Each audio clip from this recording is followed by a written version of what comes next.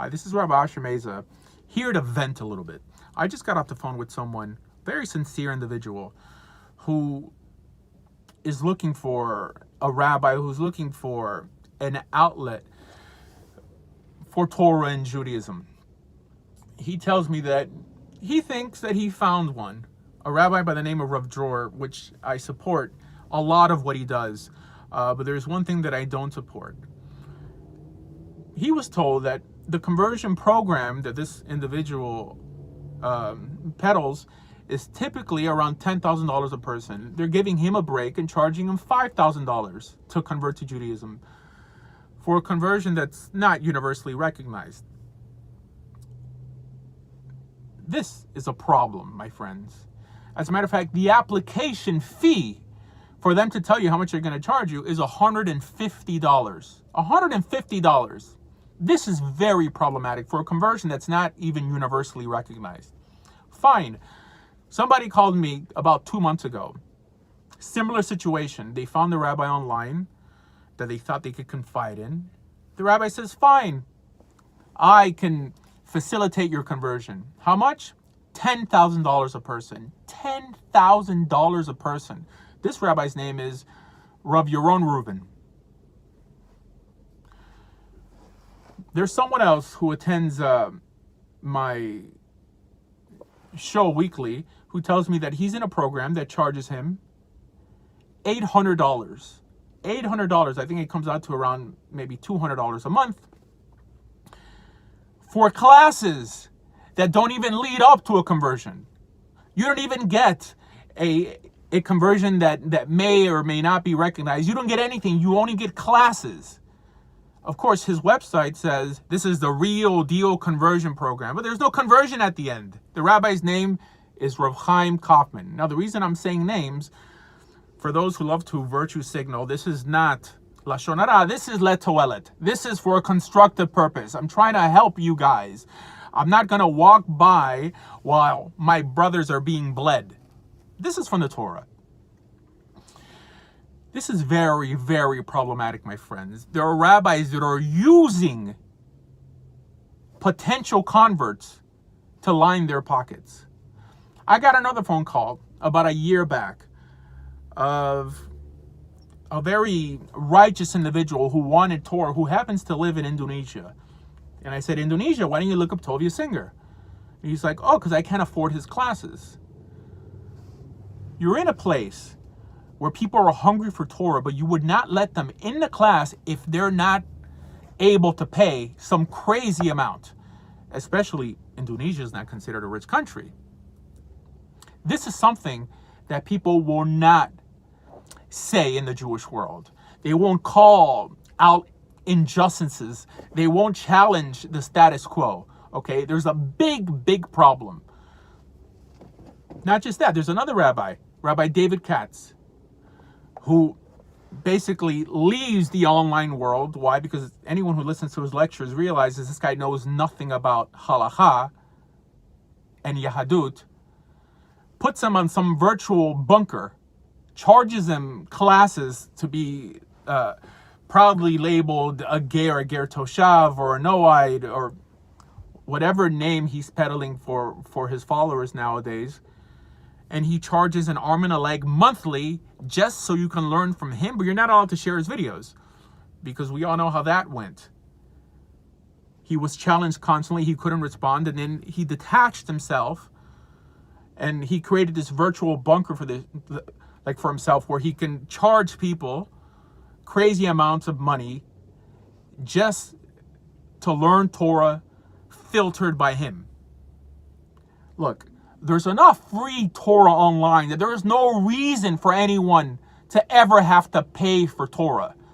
As a matter of fact, it's very admirable when someone is not scared of being viewed as a small fish in a big pond by entering YouTube and just being graded for the Torah they teach. Now, like, if you have to detach your students in some Zoom meeting in a place where no one sees what's being taught but you, which, of course, doesn't allow them to be questioned, this is something that you should be worried about.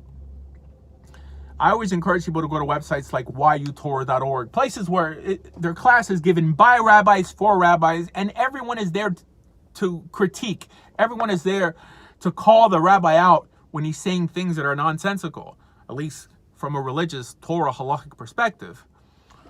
This does not exist in these little enclaves that really feed and target converts. And there's many rabbis who are doing this. And I'm sure you guys have probably received an email from some online rabbi when he sees you post something in a group asking you, would you want to join my conversion class?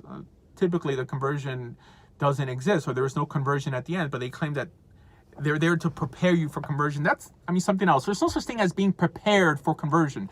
No one could prepare you for conversion online. So if you learn with 2 years, like for 1, 2, 3 years with Rabbi Kaufman,